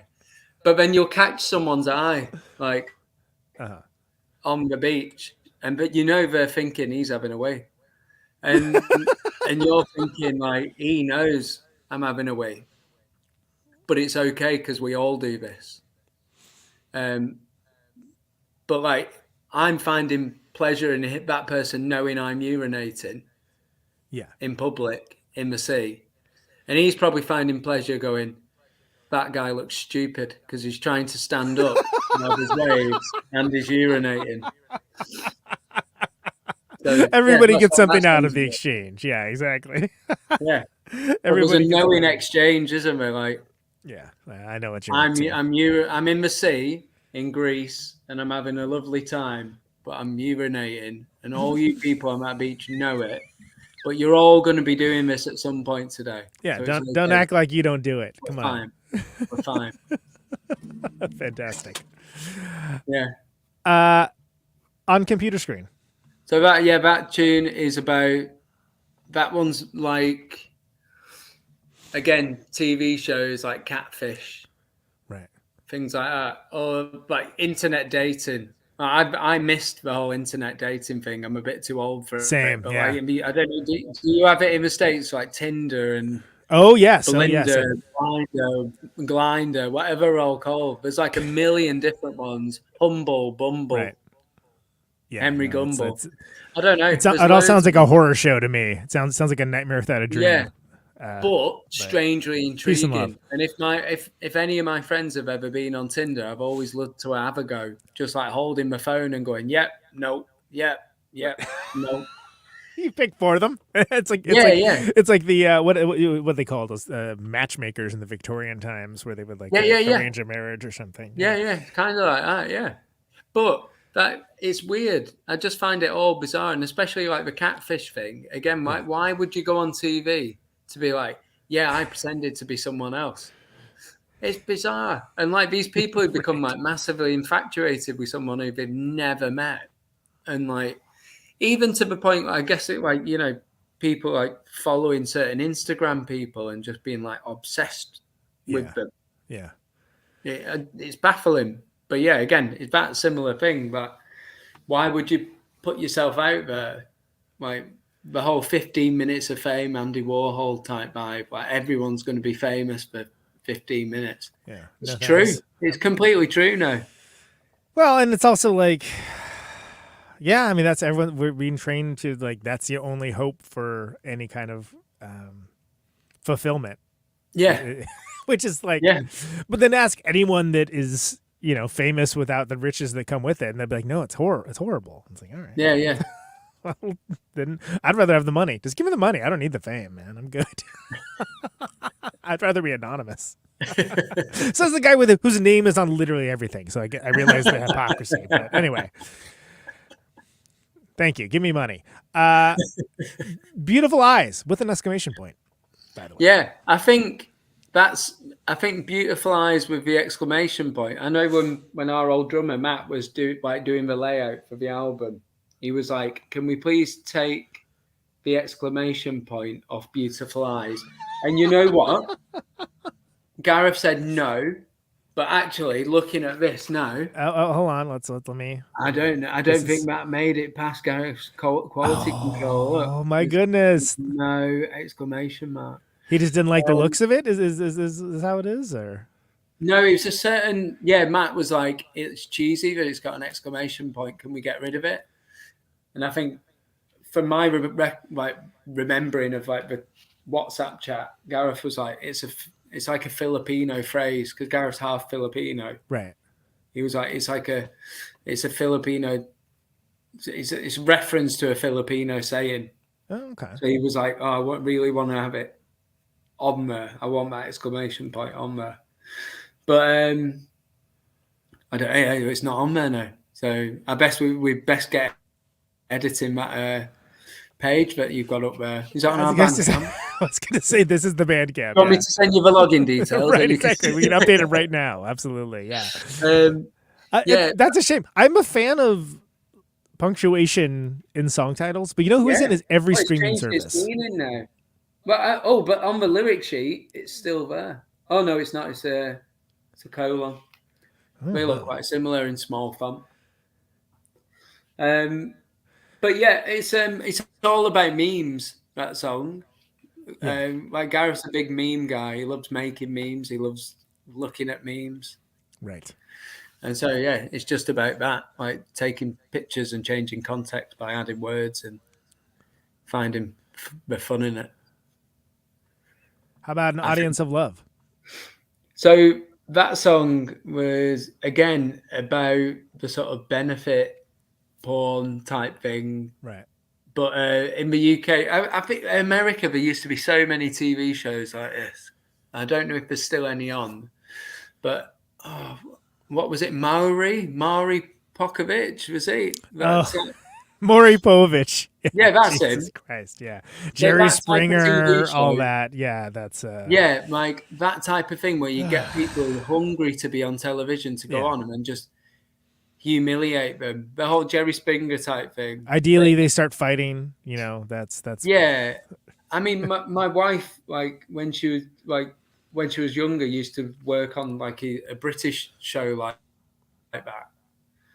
It was called Trisha, and she used to not work directly on the show, but recruit people to go on the show. So she'd travel to different town centres and like have a clipboard and basically talk to people and go, "Oh, have you got any issues that you want to go and talk about on this TV show?" Right. You'll get a free counselling sessions after it, and you get to spend a night in a hotel. And the amount of people, she said, who'd be like, "A night in a hotel? Yeah, I'll do it." And it's just like, wow. It shows the type of people who like they're basically using people for entertainment and like their problems for entertainment, exploiting them. Yeah, and sure. But like having an audience who love it, like like the whole talk show host is there to like almost rile the situation up for the entertainment purpose. Yeah, it's it's very strange. Like when you like start, it's thinking about like the underlayers to it. But like as a younger person, I used to watch that when I was out of work. I used to be a postman, so when I got home from postmanning, if I wasn't sleeping before going to like play a gig or anything, it would be a case of like, let's see what rubbish is on telly. Right. All right, that's on. Plenty of it, as it turns out. Yeah, loads of it. Oh, Jerry Springer's on. There's people fighting. Yeah. Yeah, all those sort of shows were just on constantly in the daytime in the UK. Yeah. Oh, yeah, over here too. Yeah, daytime television. Forget it. Yeah. Yeah, so it was like, I watched quite a bit of that for a few years. So it was like, whoa, this is bizarre. Especially when we started getting more and more comedic towards the end and more sort of set up. Well, because it's a competition. It's an arms race. Well, right? exactly. So like the things that you're talking about have to get more and more extreme. Right. We're sort of like, we're going to do live paternity tests and things like that. It's absolutely great. Yeah. Easy. Yeah. Yeah.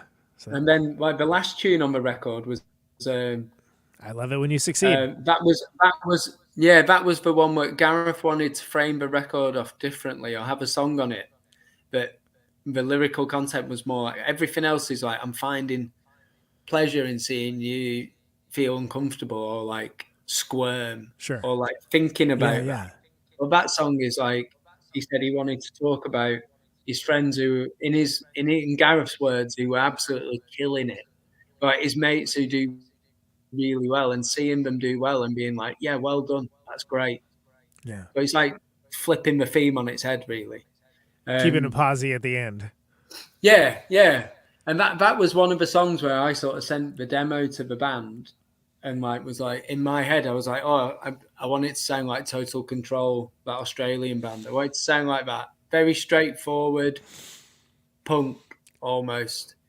And then when it came through, like the version, it was all like ping-pongy and a bit like Devo-y. And I was like, I'm not vibing off this, to be honest. This wasn't like wasn't the vision for that. Yeah. That was the song where I just got rid of her bass and guitar parts and just put my stuff over the top and played like a really atonal, terrible solo. Right. Like doubled up or tripled up, maybe. Certainly. Yeah. Why not? Yeah. Yeah, absolutely. And then we left Gareth's vocal take on it. Right. And then he wasn't happy with his delivery of it. So he was like, can you have a go? And I was like, yeah, I'll do it then. So that's the only song that we've ever done where like the other person has written the lyrics for it and the other person sung it. Oh, but sure. Yeah. it kind of works. And hopefully we'll do a bit more of that because I think it works well because you kind of hear it in a different way. Absolutely. Or like you might hear the phrasing differently or you might accent a different word a bit more aggressively than they would or so that I think that'd be it. That's might be how we make the next record a bit more, that palate cleansing thing that we did there might influence the next way we write. Because that you can do it now, right? So why not? I mean, it worked well. So why not do it a bit more? Yeah, I mean, yeah. No saying that it can be a one-time only deal, right? Exactly. Yeah. All right. So there you go. That's Feel Worse. That's the new record. That's the record. That's a fine laundromat. Well, we've just recorded a video as well that's coming out in maybe a few days, where Tom and Gareth made the video. So that's our guitar player and drummer, and it's in that laundromat where Gareth's stuck inside the washing machine. Oh, brilliant. But like Tom said while we were videoing it, we were half expecting someone, because there's cameras up in there, no one mans these places in the UK. And some of them we do, but not many. Yeah. And he was like half expecting someone to bust in and be like, why are you videoing in here? Like, what are you doing? Yeah. What are you doing? But he said, we managed to record him there for hours and no one came in and batted an eyelid. So. Lord knows what else people are getting up to, right? I mean, geez. Yeah.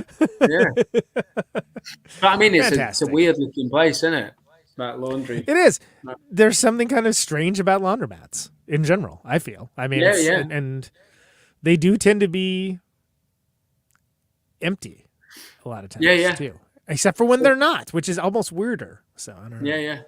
Well, to be honest, when I lived down in London, there was a period of time when we were like having our flat done up a bit, and we were using like it was before that. It was whilst we were sort of sofa surfing while we were buying a flat, and we were using like laundry like places like this quite a bit, and like you meet some weird people in them, and they're just like weird hubs of like community hubs in London, I guess. Like lots of people like sort of come in, but you'll get people who just talk absolute drivel at you for like ages. Oh, and yeah. you're like, yeah, I'm going to read my book for a bit now. Oh, an audience. Great. Yeah. Like fantastic. I can get these demons out of my head at you. Yeah. Those folk. Same here, by the way. That also happens here, where it's just like, oh God, please don't. Please don't talk to me. Please don't talk to me. Please don't. Yeah, that happens on buses and all sorts, like all the time. I love those sort of communal spaces. They're hilarious. Good fodder for songwriting. Yeah. Us as dudes, it's easy for us to say that, but like that's definitely it's probably a different story if you're female. But that said, it's depends how tough you are. Yeah, exactly. I'm not a tough guy. So that's a new record. That's Feel Worse. Steven, this has been great, man. Thanks so much for jumping on with me, talking about all the music and everything. It's been a pleasure having you. Yeah. Thanks for having me. It's been fun. Glad it all worked out. Sorry about the year and a half delay, whatever it was. No, fine. But yeah, you know me. I'm epochs of time rather than weeks. So, last thing I ever ask people on the show, the only canned question I ever ask, and you can choose to interpret this however you like. But why do you do what you do? I'm compelled to. I don't know any other way that I could feasibly socialize with people and make friends than without holding some sort of plank of wood, whether it be a drumstick or a guitar or a bass. It's just, I don't know, it's a great social lubricant for me. Yeah, that's basically it. I like the comfort in playing music. And that feeling of being in a room, not watching a band, I think that's a separate thing. I think that thing of being in a room that's you're surrounded by a loud sound. Mm-hmm.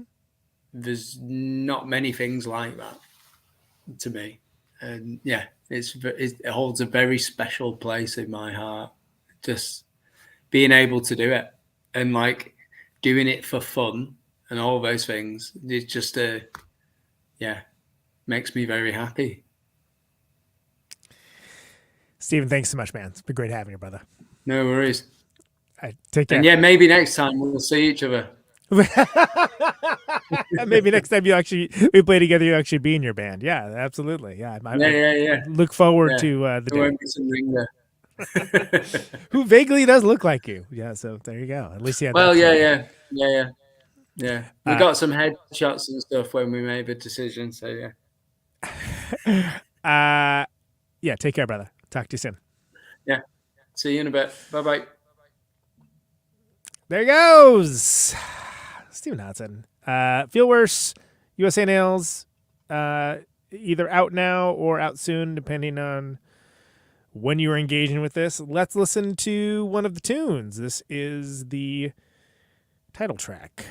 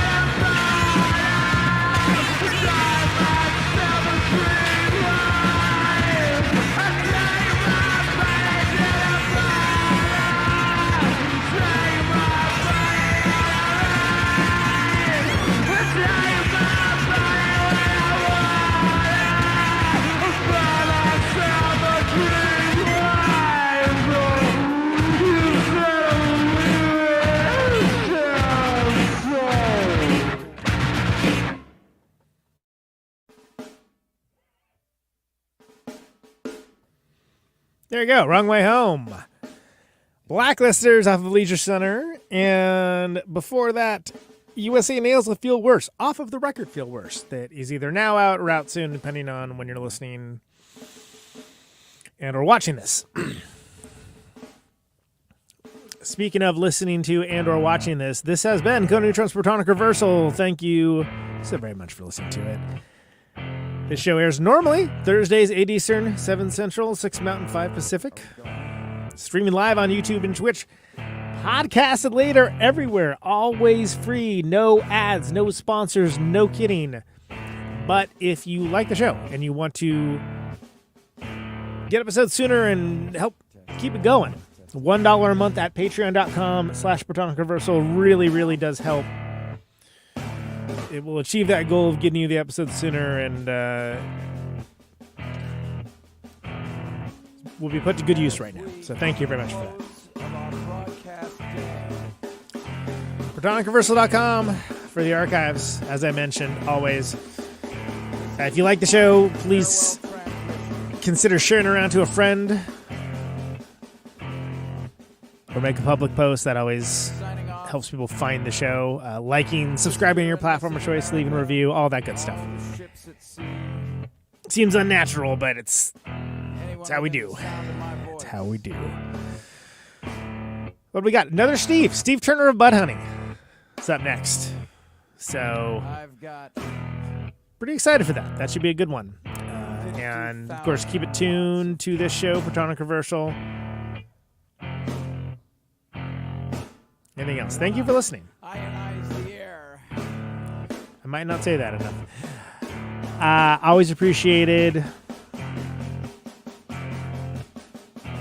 There's a bunch of good stuff coming up. Norm West Fergus Swans on Monday as well. Turn sound into electricity. Stay safe out there. Can you hear me now? And check you later. Out on Route 128, you're dark and lonely. I got my radio on. Can you hear me now? Can you hear me now?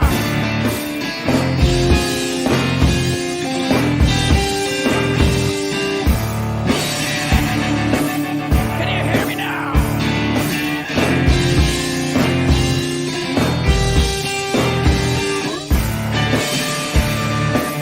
Can you hear me now? The radio.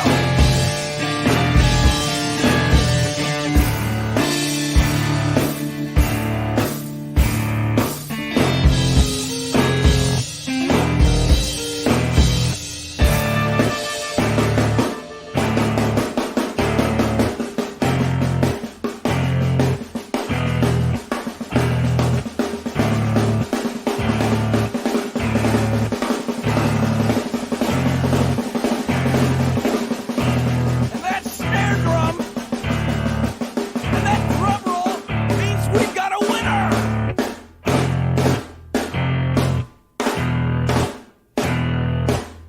If you're the fifth caller,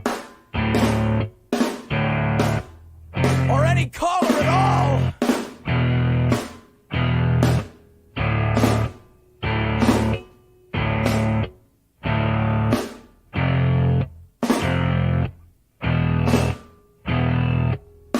welcome to my top 10.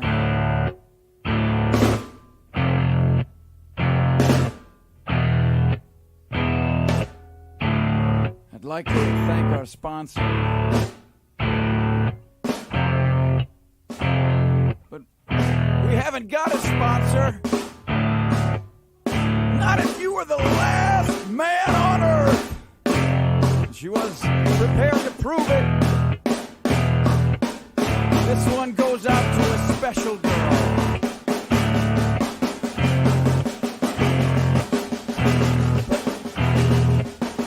There is no special girl.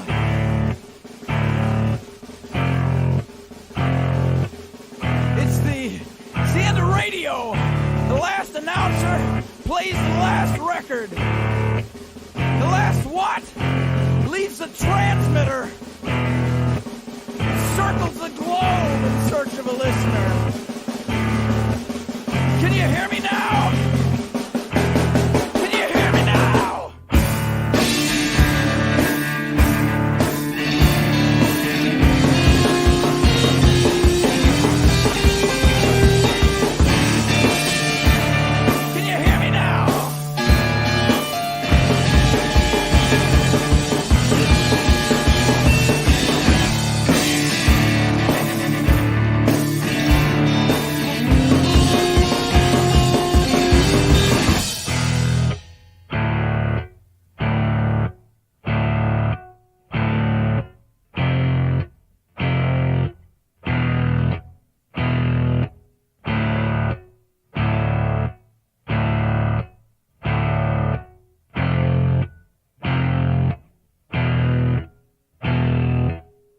Is it really broadcasting if there's no one there to receive? It's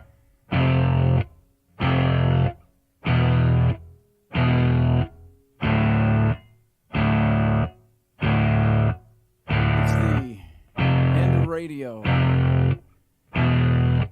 As we come to the close of our broadcast day,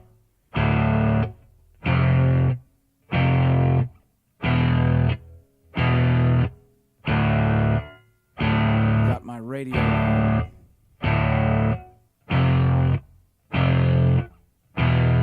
Can you hear me?